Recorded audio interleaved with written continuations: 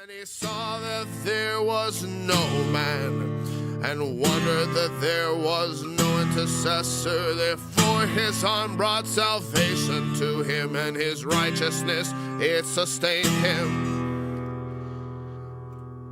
For he put on righteousness as a breastplate, and a helmet of salvation on his head. And he put on the garments of vengeance for clothing, and was clad with zeal as a cloak. According to their deeds will he repay fury to his adversaries, recompense to his enemies. To the islands he will repay recompense, so shall they fear the name of the Lord. From the west in his glory, from the rising of the sun, when the enemy shall come in like... Hello, good day. Welcome to Line by Line Bible Studies. We're continuing our study today in the Gospel of Matthew. We're in chapter... It seems so quiet. No, it's fine. The Gospel of Matthew, chapter 25.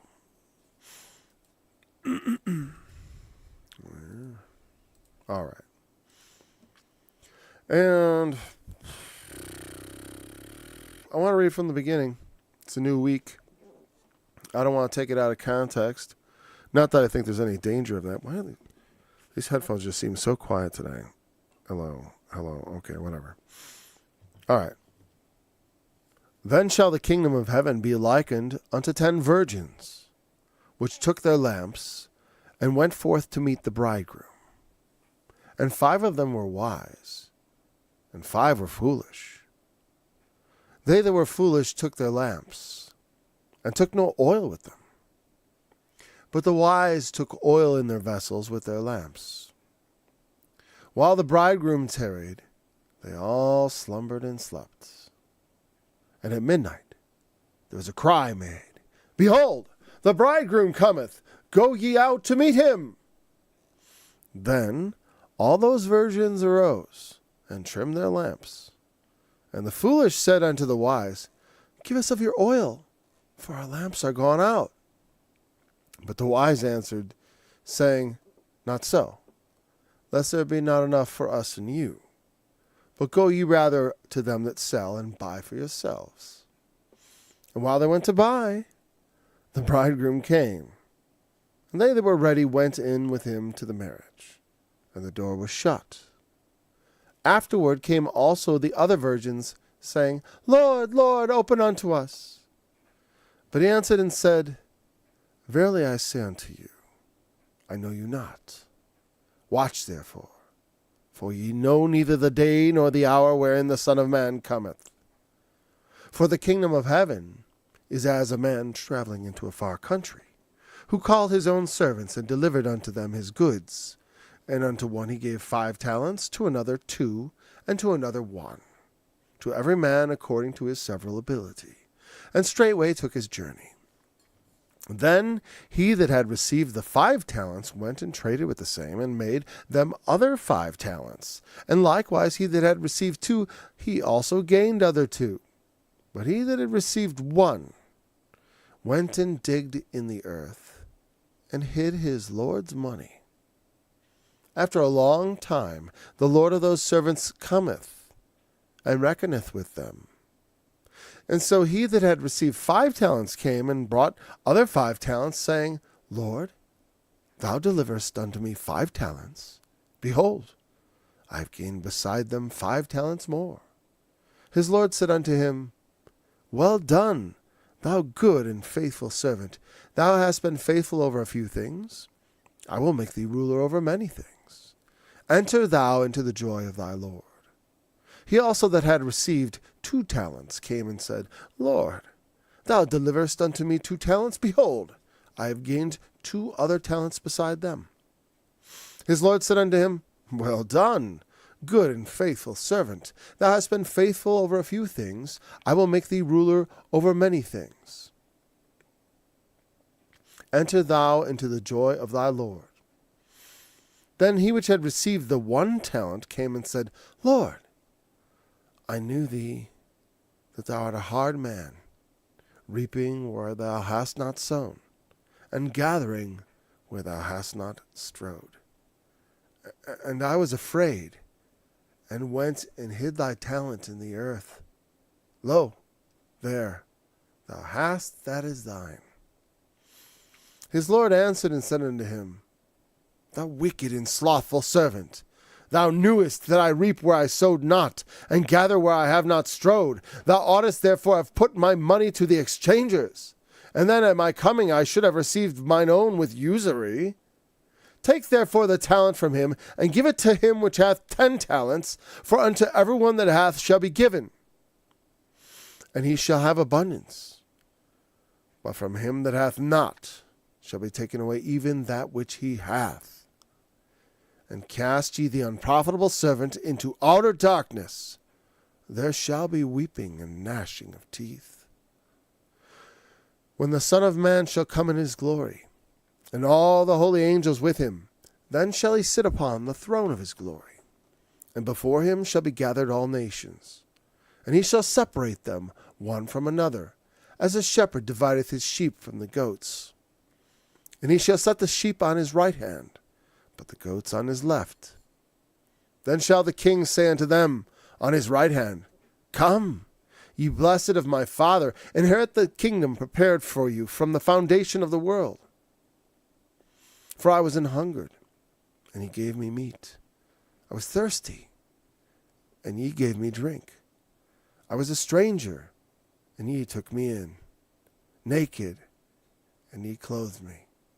I was sick, and ye visited me. I was in prison, and ye came unto me. Then shall the righteous answer him, saying, Lord, when saw we thee an hungered, and fed thee, or thirsty, and gave thee drink? When saw we thee a stranger, and took thee in, or naked, and clothed thee?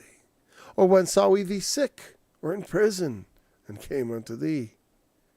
And the king shall answer and say unto them, Verily I say unto you, inasmuch as ye have done it unto one of the least of these my brethren, ye have done it unto me.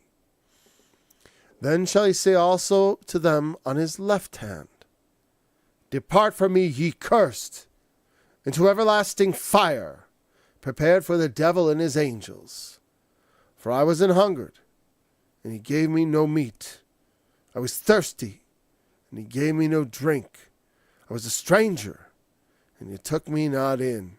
Naked, ye clothed me not. Sick, and in prison, and ye visited me not. Then shall they also answer him, saying, Lord, when saw we thee an hungered, or athirst, or a stranger, or naked, or sick, or in prison, and did not minister unto thee? Then shall he answer them, saying, Verily I say unto you, inasmuch as ye did it not to one of the least of these, ye did it not to me. And these shall go away into everlasting punishment, but the righteous into life eternal.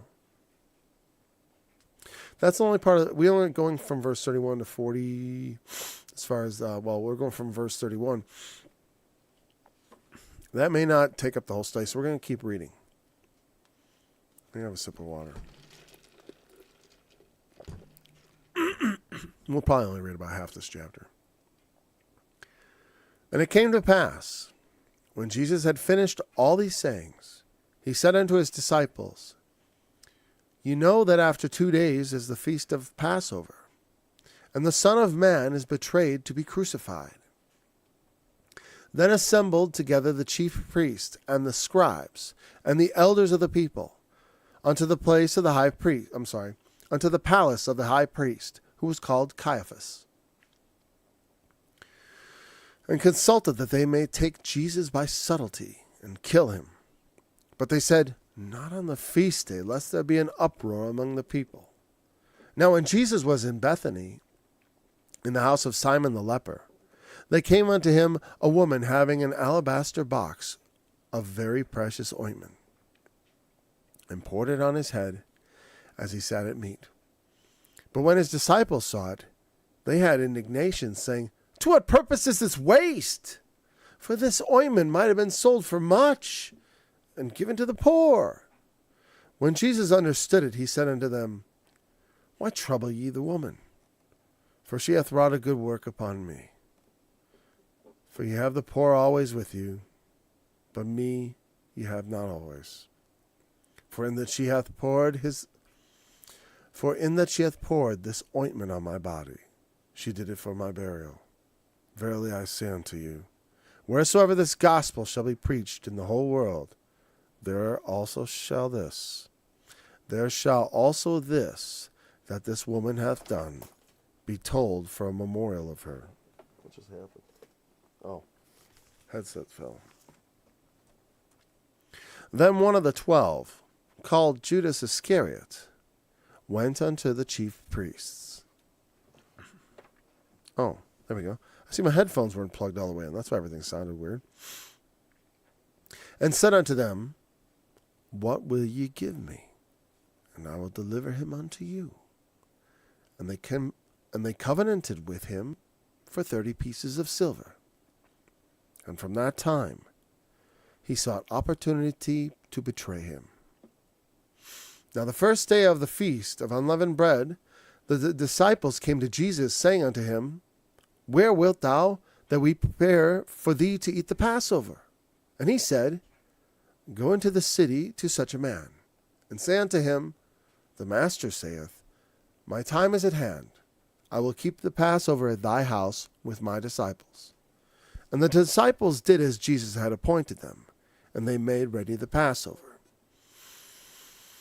Now when the even was come, he sat down with the 12. And as they did eat, he said, verily I say unto you, that one of you shall betray me.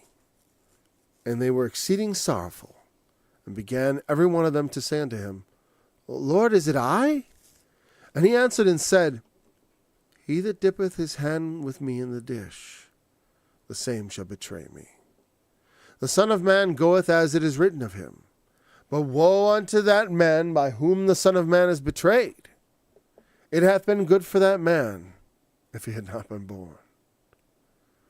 Then Judas, which betrayed him, answered and said, Master, is it I? He said unto him, thou hast said. And as they were eating, Jesus took bread, and blessed it, and brake it, and gave it to the disciples, and said, take, eat, this is my body.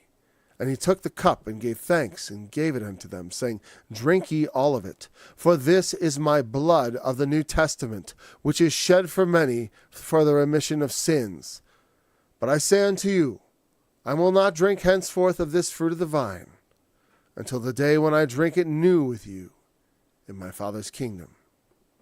And when they had sung an hymn, they went out into the Mount of Olives. And actually, I think that's where we'll pause, because there they go out to the Mount of Olives, and a lot of other things happen, and we will not go that far. So we had the parable of the talents, which is an exceedingly important parable, because it lets us know that the gifts were given. Life is not a fold your hands and watch it happen endeavor. We are supposed to go out there and use our talents to give God a return on his investment. And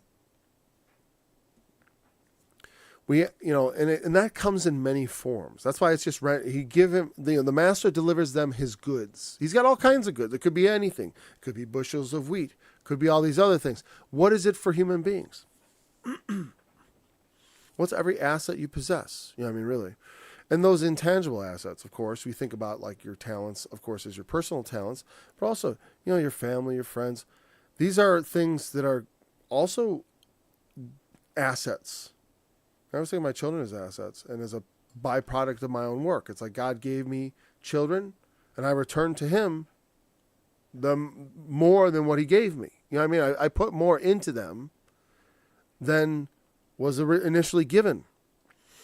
And so, with all gifts, it's like the gifts that we are given, we need to invest our effort in them to increase them and to cause them to be more prosperous. If you're like, my music stuff is always an easy one for me to think about because it's something I've been doing for a long time. But I like to look at other things because not everyone's musically talented. Not everyone has a gift of teaching. And so those things are easy to look at. That's why I talk about your kids because, not all of us have kids, but many of us do. And if we don't have kids, we have other relations. We have cousins, nephews. If we don't have children, one of the things Paul said, it's even better in a sense because, well, if you're not married, I assume marriage and children to be linked together as a really a unit. Though I suppose you can be married without children.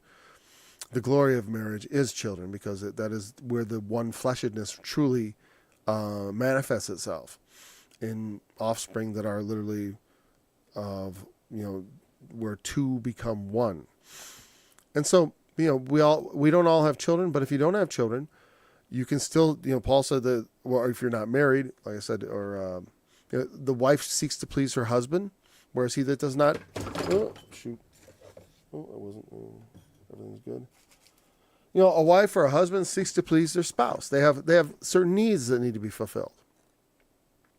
And children, especially so. What Paul said about, your family is that if you don't take care of your family, you've denied the faith and are worse than an infidel. While there are moments in time, like Jesus said, you have to love him more than your family. But Jesus doesn't necessarily ask everyone to abandon their family.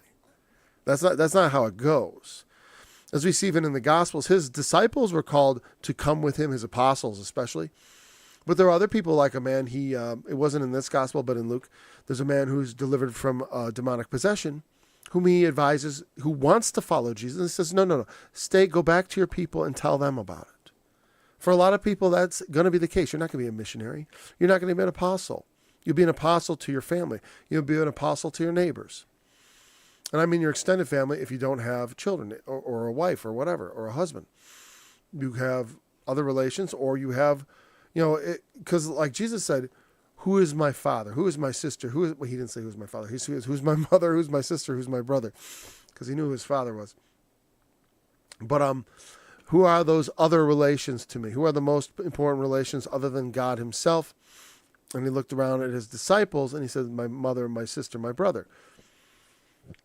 Because those who obey God and who are mindful of his things are our family. And so even if you have no family, if you're an orphan, you can have a family in God. That's why Jesus said, even in this world, no man that hath forsaken anything, whether it be lands or family or whatever, for my sake or the kingdom of heaven's sake, they will receive a hundredfold. I forget exactly how he put it. I forget the exact numbers. But he was saying, not only in the world to come. Well, they said a hundredfold in this life, I believe it was, but also, and in the kingdom of God to come, everlasting life. So, it's very, we all have a ministry. We all have talents to increase. The Lord has given us his goods, things that belong to him. My children belong to the Lord. So I'm responsible to him for their outcomes. So it's very important to me how they turn out. And, we should all take that as an important part of the talents. We don't want to just, here are the kids. We just let them grow. We buried them in the earth. They grew up wild. I mean, that's not always the case. But all I'm saying is and maybe it's not the children. It's more of your skills. A lot of things I've learned from raising children that's made me wiser and more patient and stuff. And it can be applied to many other things in life. Or to, helping other people with their children, whatever. Anyways. So it's not all about things that may be obvious. We all have talents that differ. We all have different gifts. We all have different abilities. And, and the thing is, God is not expecting people with less talent and ability to overperform. That's a good thing. It's like God isn't asking more of us than we're able to do. And that's that. It's not his yoke is not burdensome because he gives us all the talents we need. Like I say about things, it's like, I like making songs to the Lord and stuff. Sometimes I lament mostly that my schedule and the hecticness of my life is not so conducive to doing a lot of recording, though someday that will probably change. And God willing, I'll have those days. For now, I have to bear with it the way it is. I've done a lot with music. I mean, I'm just saying that in the sense to myself, because it's like I sometimes could get on myself for not doing more or not doing more of everything. But that's like, I'm not underachieving. This is just achieving. This is about all. I'm doing as good as I can. If I could do better, I would do better. So here he talks about the dividing of the sheep from the goats. In the judgment, it's not about how awesome a servant you are, as far as like how many souls I won over to the name of Jesus. How much I did with what God gave me, what I used how much I increased with my talents, because you can increase for your own self and your own selfish means also. I mean, we could take the talents God gave us, just like the members of our body, and make them the members of an harlot. And then suddenly those talents are spoiled. So he talks about this analogy of sheep on the right hand, goats on the left. I don't know, both animals were sacrificially acceptable. Both animals were eaten. I remember thinking about, do people eat goats? And of course, I remember there were goats, you get a young kid out of the flock. Since it's always a young kid or a lamb, really, that people eat, the older animals, I'm taking it, their meat is not so good. Or maybe a little more tough or whatever. I don't know.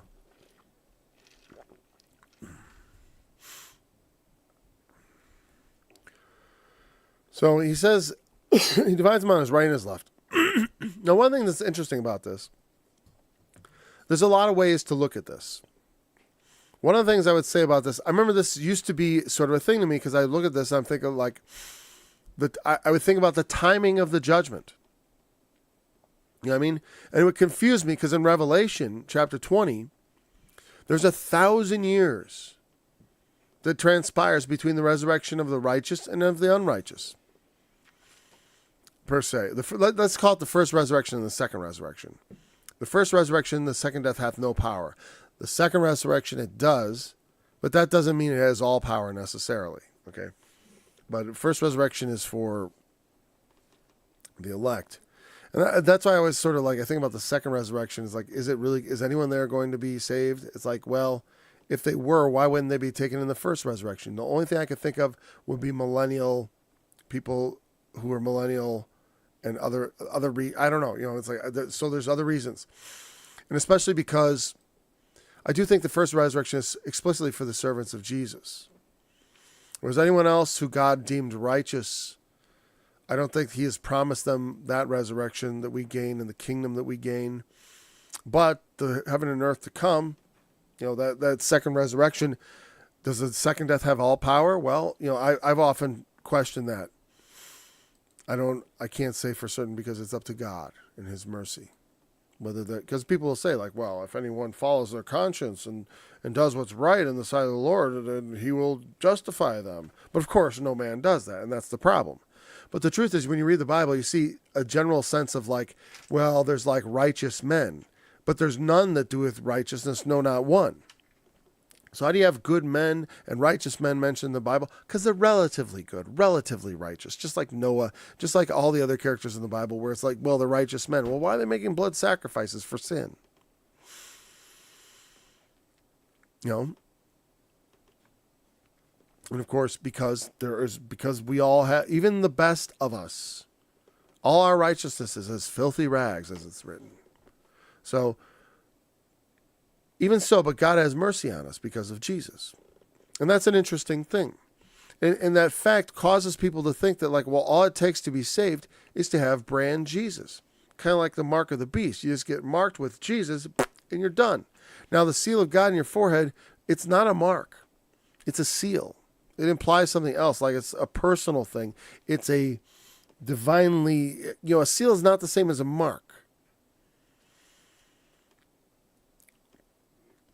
And so I sometimes I think about that in terms of those who are sort of the idolatrous Christians who worship Jesus only as this idolatrous image practically and do not obey his words. And they think that because they worship an idolatrous image of Jesus, but do all these abominations in his sight, think that, well, that doesn't matter, because being on Team Jesus is what matters. Because when the judgment comes, it's going to be like that. He's going to say, he's going to divide the sheep from the goats. And he's going to say to the ones on the right hand, you believed in me. You believed my story. You did whatever. You believed my story, period. That's it. End of story.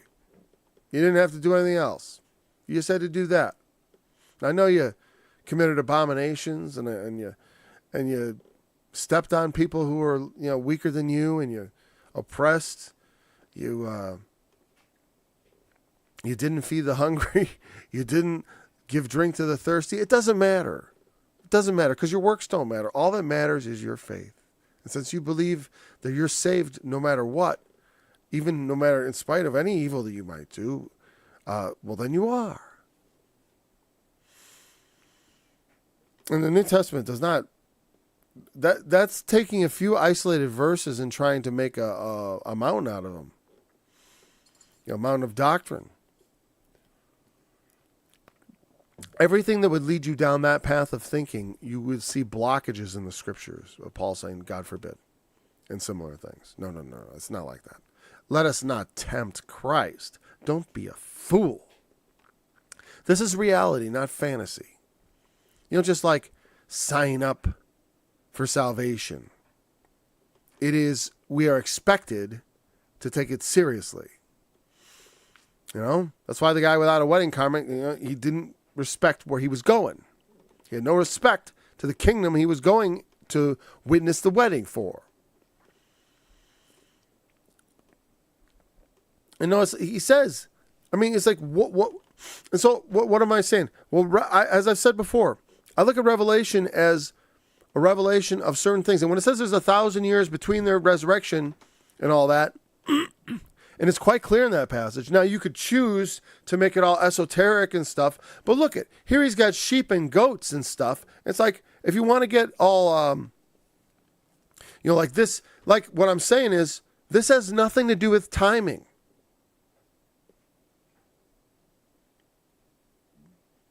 And I was like, when he shall come in his glory, he will sit upon the throne of his glory and gather all nations. Sure.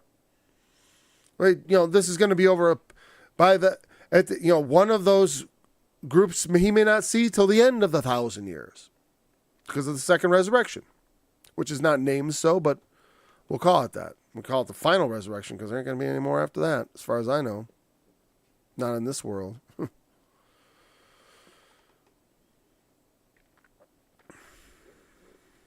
Come, ye blessed of my Father, inherit the kingdom prepared for you from the foundation of the world. I see that kingdom manifest as the millennium kingdom. And what is it? It seems like works. Now, it's not works, it's faith. We are justified by faith. But faith without works is dead. You tell me you believe in Jesus and you refuse to feed the hungry and give drink to the thirsty? I don't think you know who Jesus is. Because there's no way you'd do that if you knew who Jesus was. Taking a stranger in. I saw a stranger once that I wondered about. Someone wandered to my rural area in the rain. It was kind of spooky. This figure wandered up the road. And he sat down next to one of my buildings. And he sat there in the rain. He was getting out of the rain a little bit. It was during the pandemic. He was walking south from just on my road. And, but he, the thing is, at the time I was like, well, should I talk to him? Maybe he needs something. I went outside, but, the person was I didn't go talk to them. They weren't there long. I was sort of like, what is that? Kind of a little bit, made me a little nervous. And sometimes I thought, like, was that a stranger I should have taken in? But on the other hand, he didn't make any attempt to contact me or stop at the house. He just stopped for a moment to to get out of the rain and then moved on. He didn't say a word or ask anything, and I wasn't sure he needed anything. So I got the feeling like he should have. I maybe should have explored that a little more. Now, that would be more of a Christian thing to do, not be fearful. Because I was a little like, who and what is this? I'm always mindful of my family and looking after them. We are out in the middle of nowhere, as they say. But this person was no threat. So, it's something to think about. Taking in the strangers. It's not always easy to do. And again, use judgment. It's not that every stranger is worthy. Sometimes people behave in a way that's not worthy. But the taking in of strangers is a very important thing. I mean, you think about it's the basis of the story of Sodom and Gomorrah.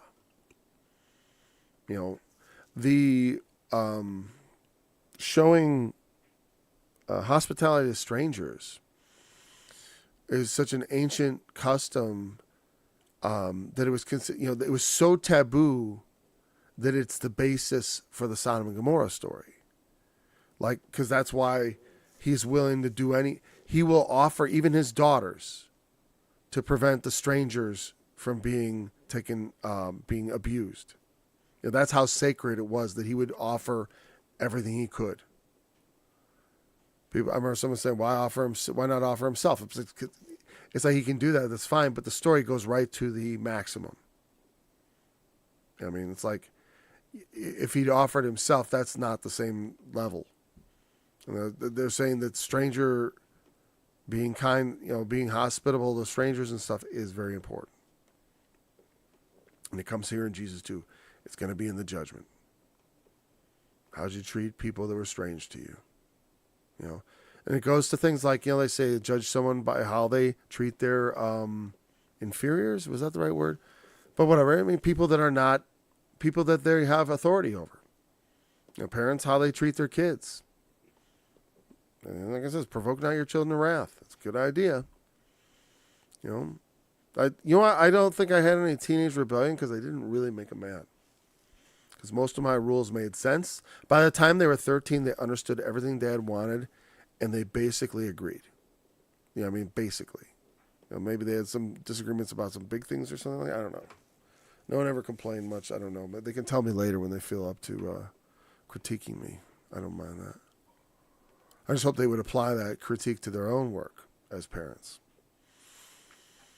I consider nothing wrong. It's one thing to critique and to consider what your parents did and stuff. It's another to, just toss them into the bus and throw tons of shade at them.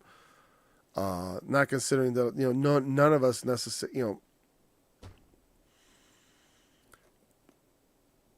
we all come into it as amateurs.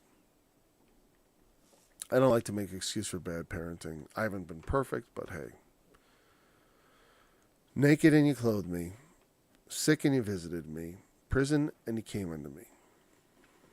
And of course there are also spiritual nakedness. You saw me, knowest not that thou art wretched and miserable and poor and blind and naked. Buy of me gold tried in the fire, that you may be rich. Happy are those that hunger and thirst after righteousness, meaning you may see as someone who, because here's the thing.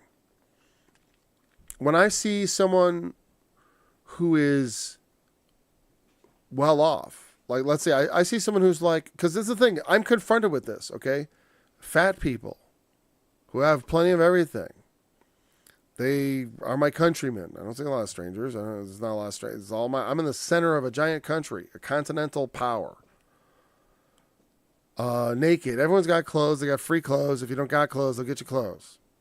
Sick and you visited me. It's like, well, I don't know that many people. I mean, whatever. It's like, I'm not going to start talking about how I do visit the sick when of course I have, of course, but not, I don't know a lot of people that I could make my boast of that. Okay.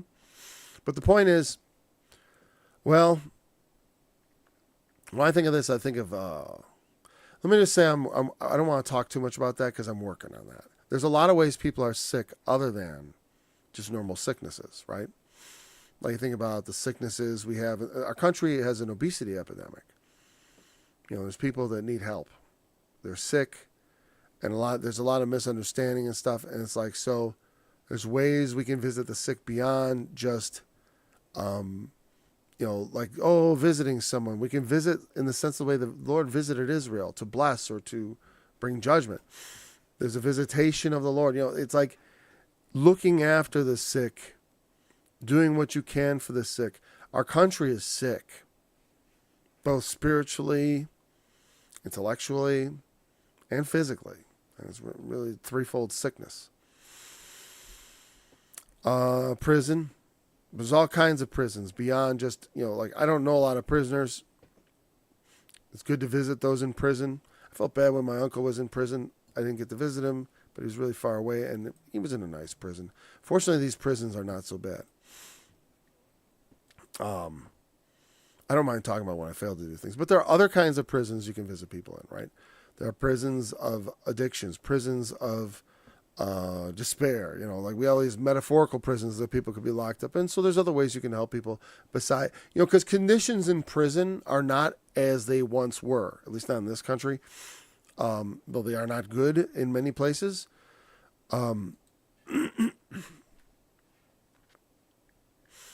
Back in those days, it was really bad. And a lot of times they didn't even have food provided for you. You had to have someone had to bring it to you. They didn't take care of you necessarily. It was like, yeah, well, get some food. You're here. And so, okay, there we go. The last one. So I said there's hunger, but there's also people who don't know they're hungry. They lack righteousness. They're starving for it. They're starving for the word of God. Man does not live by bread alone. There's the water that perishes, the drink that perishes, the meat that perisheth. He said, labor not for the meat that perisheth, or the water that you got to drink of it again. While it is important to look after people's physical needs, I never like to dismiss that.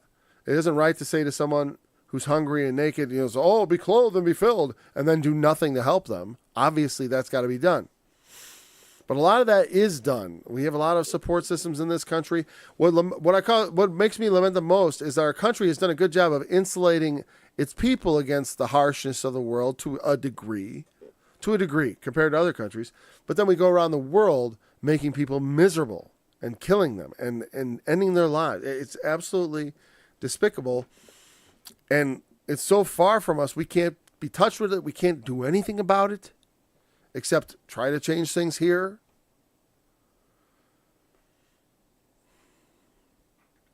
We can certainly do some things. Like I say, like for Gaza and stuff, I donate to the Shepherd Society. I was even thinking of putting their thing up. Maybe I will. I'll make a little thing I'll show you guys. Because it helps Palestinian Christians. Because they're not all Muslims. And they might help a few Muslims too. I hope you don't mind that. It's good to help any of the people who are being, especially the innocent people who are being hurt by this war. That is important, to do what you can. The people closest to us are, there's not a lot of necessarily need nearby. And maybe you live someplace where there is need nearby. Wherever you see need, you should fulfill it. And there are different needs, like I said. Sometimes you got to do what you can where you are. You do something, I can do so much for people who are far away, and I can do so much for people who are nearby. But God calls us to do stuff for the people we see who have need. And that's important. And when we don't do this, and he's kind of ambiguous about, they're like, oh, well, when do we do this? When do we do all these things? He says, as much as you did it to one of the least of these, my brethren. Who's he pointing to?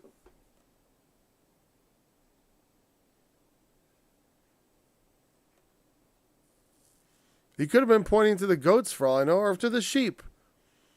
Probably the sheep because, again, who's my brother, who's my sister, who's my father, not my father, who's my mother, who's my sister, who's my brother? Well, it was like, behold, he was looking at his disciples. Right? And to the least of my disciples. And who are my disciples? Again, are they those that say they're his disciples? Or are they those who do as his disciples? Again, while it is good to make confession with the mouth, it's not absolutely necessary. You know what I mean? Like I don't think so. For God's judgment, he can be merciful in saying, good enough. Let me tell you about the blood of Jesus. I don't know. I think like that. Not that I would advise people say, well, I can just wait till then. It's like, yeah, right. You know what? Here's the thing. It's about living right. Living right, don't wait till then. And so look at Cornelius, the example. He lived right first, as right as a man can live within the limitations of the flesh. He feared God and worked righteousness. And that was acceptable to God. And he sent a preacher named Peter to tell him about Jesus. It was hot. And I tell you, you look at the way Jesus was with strangers. Sometimes he was a little harsh, but also you look at the way he treated the Samaritans, especially, who were, who the Jews despised. But Jesus chose to put them at the central place of his most important parable.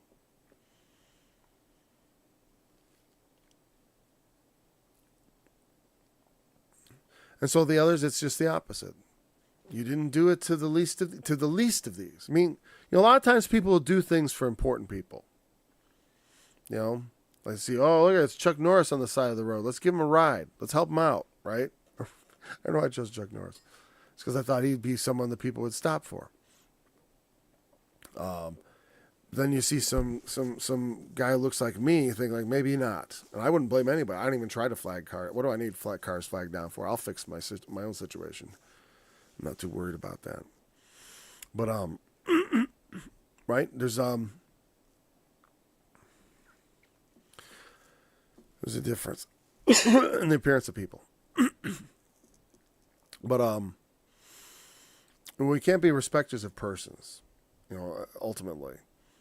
People sometimes will be good to an important person. They'll seek to ingratiate themselves with the powerful. We see this in society a lot, especially in government.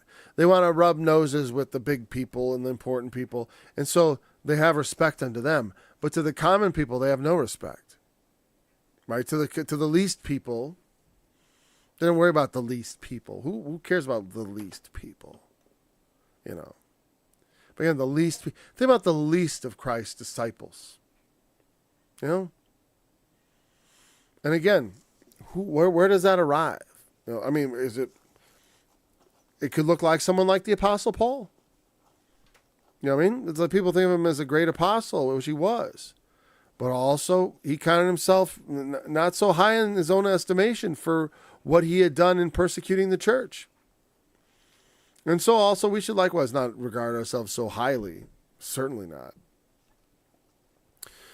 We are bought with a price. We are here to serve the Lord. That is why we feed the hungry. We don't do it because we think we're going to earn salvation. But it's like the marker of those who believe in Jesus are doing his will. If you say you believe in Jesus and don't do his will, it's either one of two things. You're ignorant of his will and you haven't taken the time to learn it, which really draws into the question, the second thing, which is, do you really believe? Because either you don't believe and you're just not you know what his will is, but you're not doing it because you don't believe, or you're not bothering to find out what his will is because you kind of don't believe. But you're not willing to admit it. And there's that. So the sheep and the goats, and these shall go away into everlasting punishment, but the righteous to life eternal. On such a second death hath no power. Well, here the two things are brought together. But as far as I'm concerned, the fact that they're in the same parable doesn't have any effect on the fact that they take place 1,000 years apart, at least according to the book of Revelation, which I take on that particular point to be the overriding concern, point of view. It's something that Revelation is it's going to dictate from my, this is how I work as far as when I read the Bible and after many years of consideration. Revelation is the revelation of Jesus Christ. I'm going to use that to bring all other prophecy into line to understand what it all means. Meaning, Revelation is like the priority as far as it's going to give me the most clear understanding. At least, Like, I'm going to look at a passage like Revelation 20, where it talks about the 1,000 years. I don't know. Like, the decision to take things symbolically or not is kind of interesting.